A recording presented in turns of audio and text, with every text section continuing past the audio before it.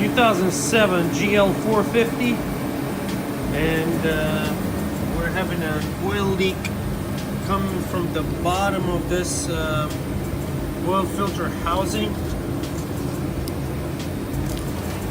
Here's the part number for it.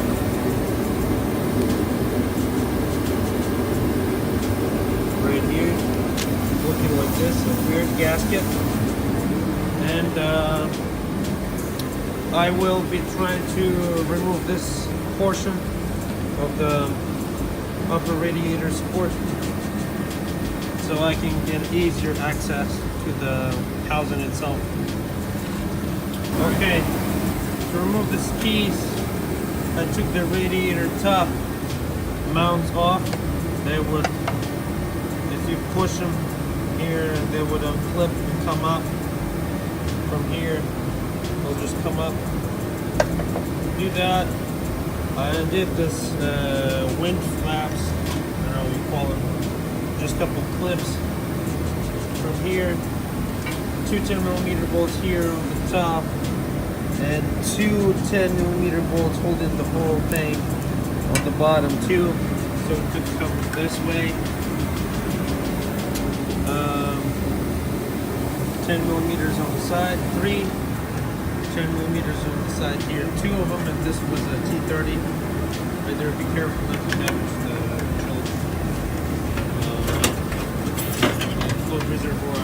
When you pull it up, make sure you unclip the cable, the hood cable. It will sit on this. It's just these clips here, which will come inside 1, 2, 3. This way we got the piece out.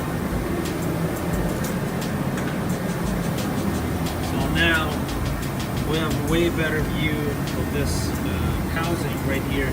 I'm going to remove the fan too, so I can get even more access to that.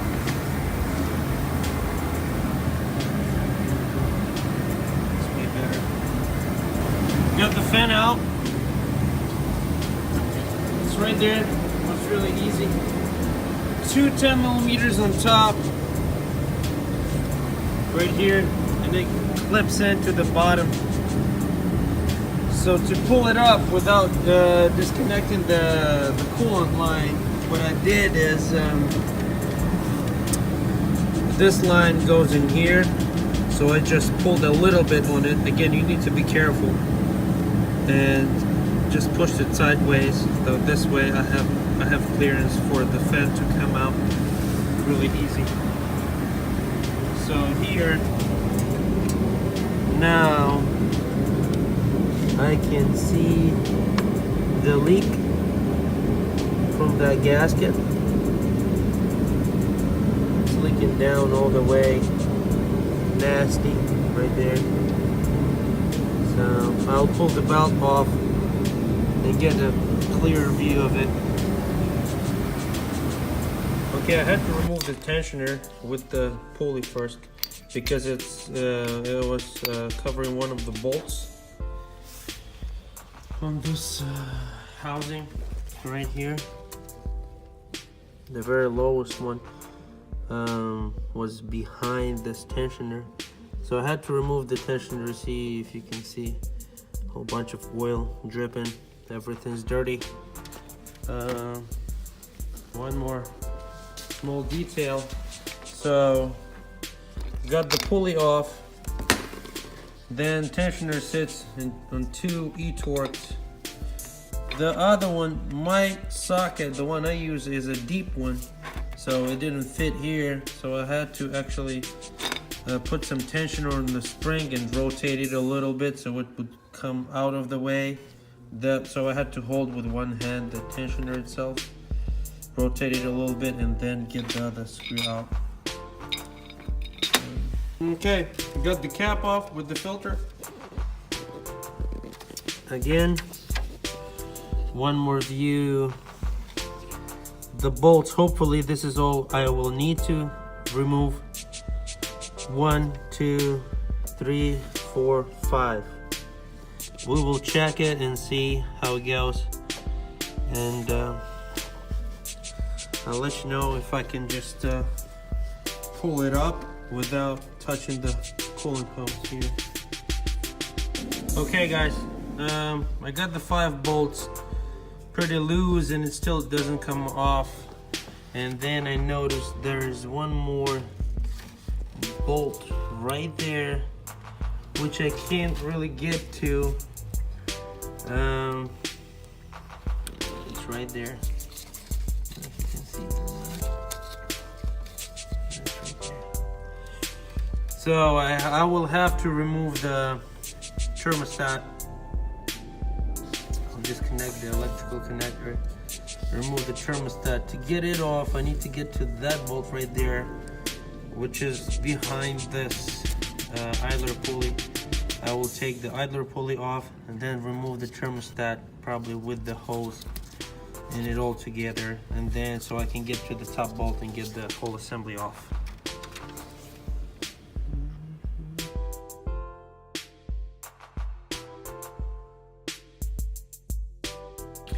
I was able to get this top bolt right here.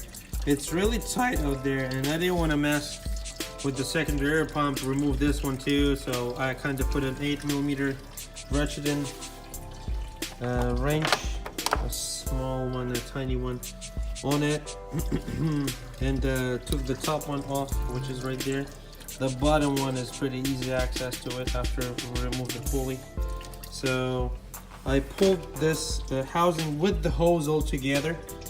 I don't want to separate them here so I don't get any extra leaks and stuff like that. There is a gasket here, be careful when you pull it. And this way now I have access, clear access to the 6th bolt right here, top one. And the whole picture, I was able to find a picture of this. It looks like this. This is the whole assembly. 6 bolts right there. Okay. As soon as I broke loose this bolt, started getting coolant leaking down. That makes sense because I have a well cooler right here. So I'm just letting it drain slowly so I don't damage anything around it. You know, I have a drain pan on the bottom.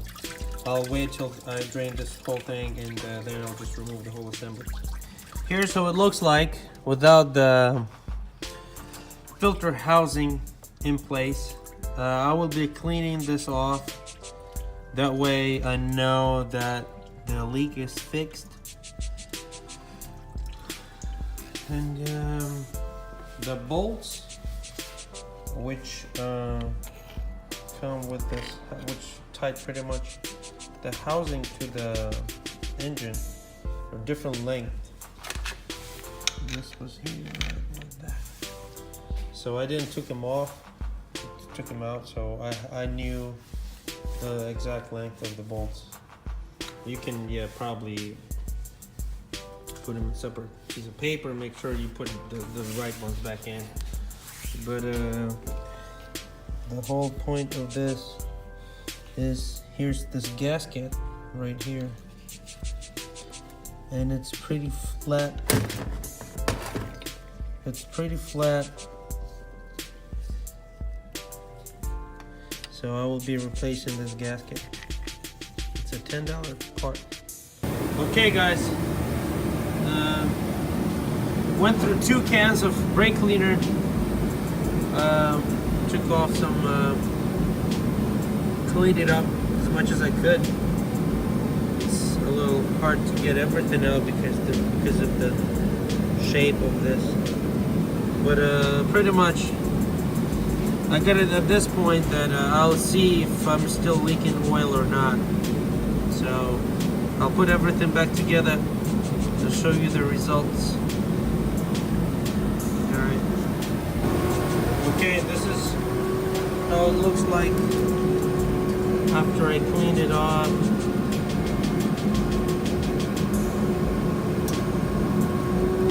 So this way, if it's going to be leaking, I will be able to see where it actually is leaking from.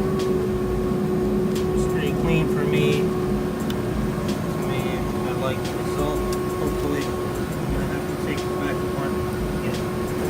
Okay, this is how it looks like after replace the gasket and clean the oil around.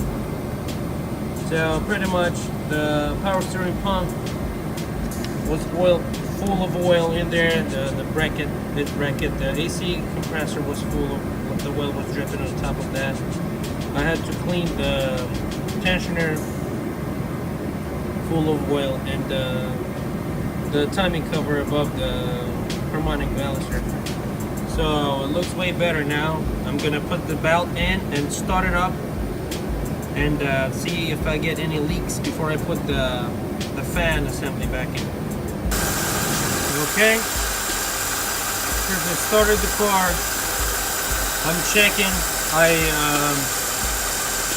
did put the thermostat housing back in, bolted in, put the connector in. You can see the connector right there, right above the belt where the belt comes from. I am adding coolant to it because I lost coolant here, so I need to make sure. I want to make sure I have no air bubbles in the system. And I'm checking on this housing. So far, no leaks, nothing. I will heat up the car, make sure it's at operating temperature, make sure I have no leaks, and I will be keeping my eye on it next couple days. Thermostat not leaking, everything looks good. Okay. I've left the system. Now my both hoses are hot.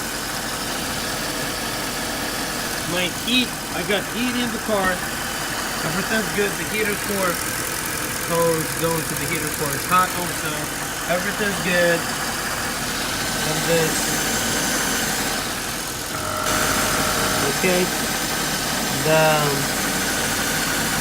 The housing still looks good, clean and dry.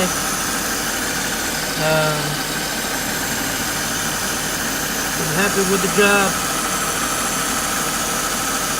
I'll just put the fin assembly back in, connect it, clear the codes, and put the top piece back in and pull it a day.